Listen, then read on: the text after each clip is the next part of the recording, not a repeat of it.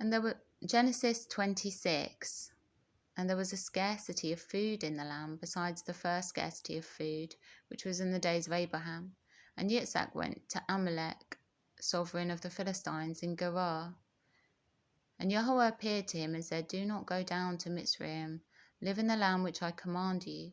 Sojourn in this land, and I shall be with you and bless you, for I give all these lands to you and your seed. And I shall establish the oath which I swore to Abraham your father. And I shall increase your seed like the stars of the heavens, and I shall give all these lands to your seed. And in your seed all the nations of the earth shall be blessed. Because Abraham obeyed my voice and guarded my charge, my commands, my laws, and my Torah. And Yitzhak dwelt in Gerar. And when the men of the place asked about his wife, he said, She is my sister, for he was afraid to say, She is my wife, thinking lest the men of the place should kill me for Ribkah, because she is good looking. And it came to be, when he had been there a long time, that Amalek, sovereign of the Philistines, looked through a window, and he watched and saw Yitzhak playing with Ribkah, his wife. So Amalek called Yitzhak and said, See, truly she is your wife, so how could you say she is my sister? And Yitzhak said to him, Because I said, lest I die on account of her. And Abimelech said, What is this you have done to us? One of the people had almost lain with your wife, and you would have brought guilt on us. And Abimelech commanded all his people, saying, He who touches this man or his wife shall certainly be put to death. And Yitzhak sowed in that land, and reaped in the same year 100-fold, and Yahweh blessed him. And the man grew great, and went forward until he became very great. And he came to have possessions of flocks and possessions of herds and a great body of servants, and the Philistines envied him. And the Philistines had stopped up all the wells which his father's servants had dug in the days of Abraham his father, and filled them with dirt. And Abimelech said to Yitzhak, Go away from us, for you are much mightier than we. So Yitzhak went from there and pitched his tent in the Wadi Gerar and dwelt there. And Yitzhak dug again the wells of water which they had dug in the days of Abraham his father, for the Philistines had stopped them up after the death of Abraham. And he called them by the names which his father had called them.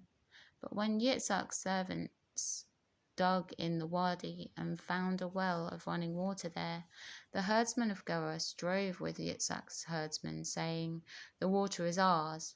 And he called the name the well Esek, because they strove with him. And they dug another well, and they strove over that one too, and he called its name Sitnah. And he moved from there and dug another well, and they did not strive over it. And he called its name Rehoboth, and said, For now Yahweh has made room for us, and we shall be fruitful in the land. And from there he went up to Beersheba. And Yahweh appeared to him the same night, and said, I am the Elohim of your father Abraham. Do not fear, for I am with you, and shall bless you and increase your seed for my servant Abraham's sake. And he built the slaughter place there, and called on the name of Yahweh, and he pitched his tent there. And the servants of Yitzhak dug a well there. And Abimelech came to him from Gerar with Ashtaroth and one of his friends. And Abimelech came to him from Gerar with Ahuzzath, one of his friends, and Pichol, the commander of his army.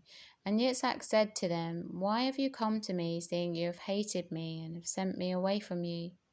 But they said, We have clearly seen that Yahweh is with you.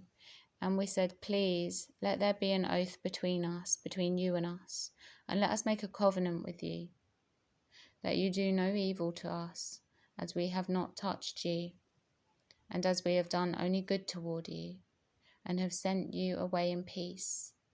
You are now blessed by Yahweh. And he made them a feast, and they ate and drank. And they rose early in the morning, and swore an oath with one another. And Yitzhak let them go, and they departed from him in peace. And on the same day it came to be that the servants of Yitzhak came and informed him about the well which they had dug, and said to him, We have found water. So he called it Shibah, Therefore the name of the city is Beersheba to this day. And when Esau was 40 years old, he took as wives Yehudith, the daughter of Beri the Hittite, and Basmath, the daughter of Elon the Hittite. And they were in bitterness of spirit to Yitzhak and Ribkah.